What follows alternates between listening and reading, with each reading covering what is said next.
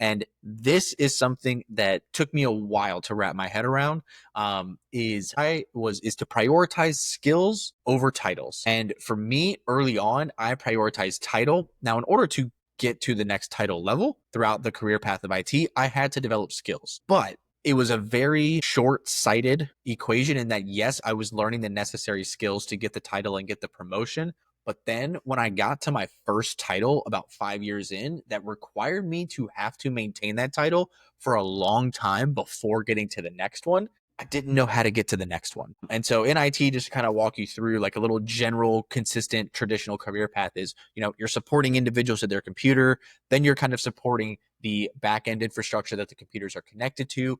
Then you're building the infrastructure that you are now just supporting. And then you're kind of designing and architecting that. And then you go into leadership. And it's when you get to that designing and architecting phase, what is usually either called an engineer or an architect in the IT world, that you have to be at for a while because there's a lot of nuance, right? Even if you take something like building a house, right? It's a lot easier to do a specific set of that. Let's take plumbing, or electricity or roofing, right? One subset skill, you do that and you call it a day. But what happens when you are the only person and you have to build the entire house? That's kind of that equivalent analogy of level I'm talking about, where it takes you years to develop all of the skills necessary to be successful at that building, engineering, and architecting side of the equation.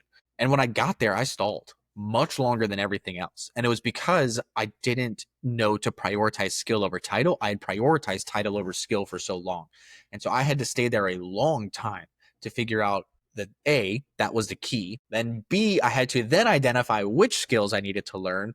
And then C, I had to learn those skills. So this really delayed that progress and had me stagnate there for quite a while.